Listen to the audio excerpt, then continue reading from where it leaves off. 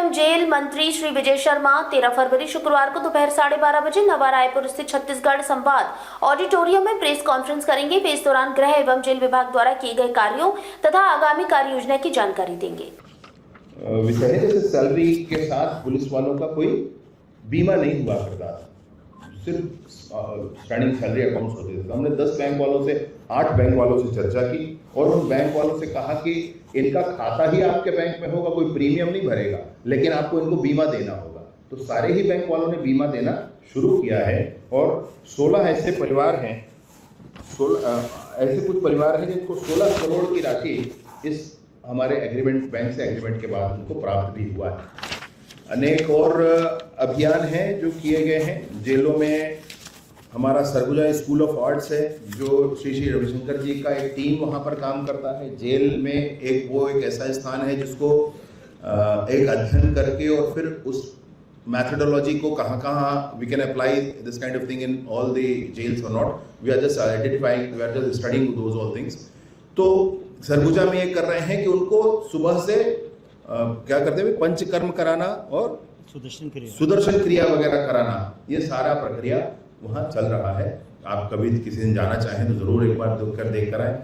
और ऐसे ही radio stations वहाँ शुरू किए गए हैं। ऐसे ही हमारे जेलों में उद्योग भी हैं और आर्ट ऑफ लिविंग के का भी काम वहाँ पर शुरू किया गया है। ISO सर्टिफिकेशन भी हमने रायपुर, दुर्ग और बिलासपुर जेल के लिए अभी जाकर के ISO सर्टिफिकेशन भी लिया हुआ है।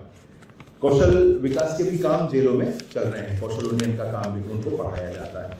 साथ ही साथ फॉरेंसिक एक बहुत बड़ा वर्तमान में, और फॉरेंसिक साइंस बहुत आवश्यक भी हो गया है नए 3 कानूनों के आधार पर। आपको ध्यान होगा इस नए 3 कानूनों में ये कहा गया है कि जिस भी FIR, जिस भी धारा में 7 साल से अधिक की सजा होगी उसमें FSL का रिपोर्ट आवश्यक होगा, और इसलिए अब हर एक जिले में FSL की रिपोर्ट की आवश्यकता है। टीम का गठन FSL का हमने कर लिया है, काफी प्रशिक्षण हो भी गया है और ऐसे संस्थाएं हमारी आ भी गई हैं। NFSU, national forensic science university का एक कैंपस भी रायपुर में प्रारंभ होगा। इसके लिए भूमि पूजन होकर के निर्माण का काम प्रारंभ है, लेकिन जब तक भवन बनेगा तब तक कैंपस शुरू न हो ऐसा नहीं है। रायपुर में अभी लगभग 35 स्टूडेंट अध्ययनरत हैं MSc फॉरेंसिक साइंस के लिए। उसमें पूरे देश, आधे स्टूडेंट तो छत्तीसगढ़ के हैं और आधे कहीं देश में अन्य स्थानों से भी आए हैं। तो ये सारे ही मिलकर के रायपुर में फॉरेंसिक साइंस का जो ब्राइट फ्यूचर है, आने वाले समय में गजब की वैकेंसी इस पर होने वाली है, उस पर काम कर रहे हैं। साथ ही साथ हमने NFSU हमारे स्टेट फॉरेंसिक साइंस के लिए भी भवन जमीन देख लिया है, उस पर भी भूमिका, उसमें भी बिल्डिंग बनाया जाएगा और मॉडर्नाइज बनाया जाएगा। खैर, भवन एक अलग बात होती है, सिस्टम दूसरी बात होती है। तो सिस्टम को काफी अपडेट करके FSL में काम बढ़ाया गया है। मैं एक बारीक चीज आपसे कहना चाहता हूं, जब हाईकोर्ट वगैरह या कोर्ट में जिरह हुआ करती थी तो वकील साहब ये कह दिया करते थे कि भाई ये FSL का अगर कंक्लूजन है, मतलब ये है फाइनल रिजल्ट FSL ने दिया है, तो उसने किस प्रकार से दिया है, इसके पीछे क्या मेथोडोलॉजी यूज की गई है, इसका मशीनरी क्या यूज किया गया है, क्या उचित मानक की मशीनरी यूज किए गए हैं इस रिजल्ट को पहुंचाने के लिए, ऐसा कह दिया जाता था।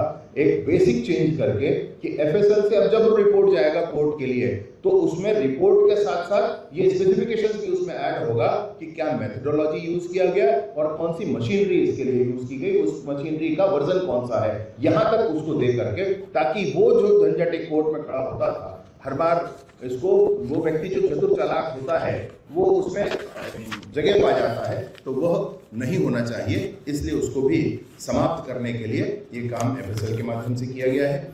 ये अनेक विषय हैं जो जेल का, FSL का, हमारे मॉडर्नाइजेशन के लिए हम लोग काम कर रहे हैं, आदि है। और एक विषय शेष रह गया है जिसको मैं आपके सामने रख देता हूँ, आपके सबसे अधिक इंटरेस्ट का विषय है, मैं बिल्कुल समझ रहा हूँ इस बात को, और वो विशेष रूप से है नक्सलिज्म के संदर्भ में। नक्सलिज्म के संदर्भ में सरकार की प्रतिबद्धता बड़ी स्पष्ट है।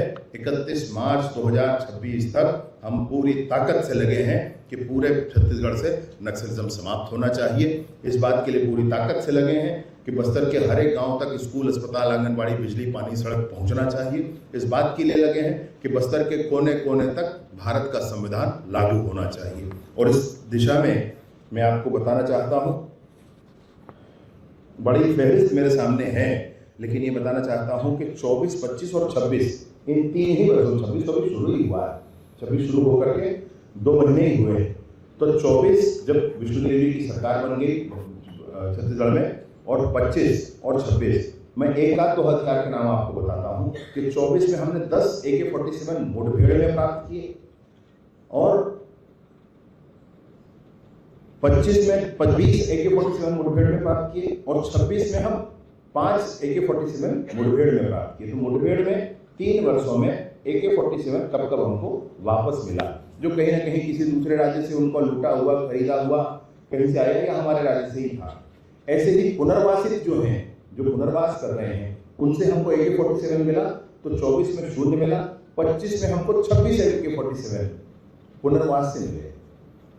पीछे की सारी संख्याओं को पार करते हुए यह संख्या है पुनर्वासितों के लिए, और 26 में 2 महीने हुए हैं और हमको अभी 4 AK-47 वापस मिले हैं। ऐसे कुल मिलाकर जब आप देखेंगे तो इन 3 ही वर्षों में 1100 हथियार, जिसमें AK-47, SLR, INSAS, LMG, mortar है और पिस्टन है और अन्य हथियार है, ये सब मिलाकर के हमको प्राप्त हुए। मैं छत्तीसगढ़ से में जो पोलिट ब्यूरो मेंबर हैं और जो सेंट्रल कमेटी मेंबर हैं, वो मृत हुए हैं, वो 6 हैं। जिन्होंने आत्मसमर्पण किया है अर्थात जिन्होंने पुनर्वास किया है, वो 2 हैं, और गिरफ्तार जो है वो 0 है। ये छत्तीसगढ़ के लोग हैं, छत्तीसगढ़ में सक्रिय थे। जो SZCM है 17, उसमें पुनर्वासित लोग हैं 7 और गिरफ्तार है 1, ऐसे टोटल हैं। तो ये जो टॉप लेवल उनका कैडर है, PB, CCM, SZCM, ये मैंने आपके सामने रखा। कुल अभी तक जब मैं आपसे बात कर रहा हूँ तो नक्सली जो न्यूट्रलाइज हुए हैं वो 532 हैं, और ये संख्या बहुत कम है क्योंकि गिरफ्तार जो हैं वो 2004 हैं और जो पुनर्वासित हैं वो 2700 हैं। मैं बड़े दिन तक, मैं आपको सच कह रहा हूँ, इसमें काम में लगे हुए बड़े दिन तक उस दिन की प्रतीक्षा करता था जिस दिन पुनर्वासितों की संख्या गिरफ्तारों की संख्या से आगे बढ़ेगी, और 1.5 साल के इंतजार के बाद वो समय आया जब पुनर्वासितों की संख्या गिरफ्तारों से आगे बढ़ी। वो दिन बड़ा प्रसन्नता का विषय था। आज बिल्कुल वो आलम है यहाँ पर कि पुनर्वासितों की संख्या बहुत आगे है। हमारे पुनर्वास केंद्र चल रहे हैं 7, उन पुनर्वास केंद्रों में लोग हैं अब तक, उसमें से 1700 लोग कुल मिलाकर जा चुके हैं, जिसमें 410 महिलाएं भी थी, और अभी भी वहाँ 232 प्रशिक्षणरत हैं। उनकी अपनी प्रक्रियाएं हैं। पुनर्वास नीति जो छत्तीसगढ़ की है उसकी प्रशंसा उस दिन सभी, जब आसपास के एक बैठक थी अभी, जब UHM साहब आए थे, उसमें सभी आसपास के राज्यों के ACS होम भी आए थे और DGPs भी आए थे। उनके बीच जब ये चर्चा हुई तो सबने उसको अप्रिशिएट किया, और वो इसलिए अप्रिशिएट किया क्योंकि बस्तर के भाव के अनुरूप वो है। वहाँ पर जो हमारे पुनर्वास केंद्र हैं उसमें सप्ताह में 1 दिन हम उनके घर परिवार वालों को ला करके दिन भर साथ रखते हैं, भोजन साथ करते हैं, दिन भर साथ रहते हैं। ऐसे ही जो पुनर्वासित हैं वो लोग जेल में जा करके अपने साथियों से मिलते हैं और उनसे बात करते हैं। जब पुनर्वासी जेल में जाते हैं तो उनके हाथ में केला और मिठाई होता है, फल और मिठाई होता है, कुछ ना कुछ वो दे करके आते हैं और पूछ कर आते हैं कि अगर जंगल से पुनर्वास हो सकता है तो जेल से भी पुनर्वास हो सकता है। विष्णुदेव जी की सरकार इस बात को मानती है, और इसलिए अगर आप भी तैयार हो तो बताएं। उसमें से जो भी तैयार होते हैं उनको हम पेरोल पर वापस पुनर्वास केंद्र में ला करके 1 दिन रखते हैं और फिर से वापस ले जा करके उनके जमानत हो जाए, इसके लिए हम लोग पूरी कोशिश करते हैं। इन पुनर्वासी जितने लोग हैं, नौजवान उसमें हैं, उनके घर परिवार वाले जब आते हैं तो उनको बताया जाता है कि भाई इनकी अगर शादी करनी हो तो एक साथ यहाँ सबकी शादी भी कराई जा सकती है। जहाँ जहाँ आपका अपना संबंध होता है सरकार उसके लिए तैयार है। मैं हर्ष के साथ बताना चाहता हूँ, माननीय मुख्यमंत्री जी का नारायणपुर भी प्रवास हुआ था और नक्सल जोड़ों का सामूहिक विवाह वहाँ पर हुआ है, अगर आपने एड्रेस किया होगा तो। ऐसे ही अनेक गतिविधियां, मतलब ये जो वहाँ पर चलने वाले ट्रेनिंग प्रोग्राम्स हैं स्किल डेवलपमेंट की, उससे इतर मैं ये सारी बातें आपसे कह रहा हूँ, वो तो चल ही रहा है, वो बात है ये। वहाँ उनके आवश्यक दस्तावेज पूरे बनाए जाते हैं। मैं आपको ये बता रहा हूँ कि सारे ही नक्सलियों को जो पुनर्वासित हो चुके हैं उनको मोबाइल फ़ोन भी दिया जाता है। एक मोबाइल फ़ोन उनको दिया जाता है, उनका वेलकम किट है, उनकी जूते, चप्पल, ट्रैक सूट आदि आदि वो सब दिया जाता है। मोबाइल फ़ोन भी एक दिया जाता है, और उस मोबाइल फ़ोन के पाने के बाद मैं ये सोचता हूँ कि इन लोग अपना रील वील बनाएंगे, इंस्टाग्राम में डालेंगे, फिर कोई जंगल वापस जाने वाला नहीं है। वो कमरे में बैठ कर ही पूरा थ्रिल महसूस कर लेंगे। तो एक ये भी मसला है, और साथ ही साथ उनको दुनिया से जुड़ना है। वो मोबाइल उनके हाथ में होगा तो वो दुनिया से जुड़ेंगे। आज की दुनिया आधी आपके साथ और हमारे सामने है और आधी मोबाइल पर है, तो मोबाइल के साथ ही वो सारी दुनिया से जुड़ पाएंगे। इसके लिए भी उनको इस चीज़ को आगे बढ़ाया जा रहा है। उनका आधार कार्ड, उनका राशन कार्ड, उनका आयुष्मान कार्ड आदि कार्ड वहाँ बनाए जाते हैं। साथ ही साथ उनको भ्रमण कराने के लिए, जिसमें बीच बीच में रायपुर आना होता है उनको भी, और प्रदेश के अन्य क्षेत्रों से भी, बस्तर के अन्य क्षेत्रों से भी लेकर आते हैं। लेकिन इनको स्पेशली हम लेकर के यहाँ आते हैं। लियो और वैना ऐसी हमारी योजना का नाम है। इसमें और भी बहुत सारी बातें हैं, परंतु मैं उस दिशा में न जा करके, जैसे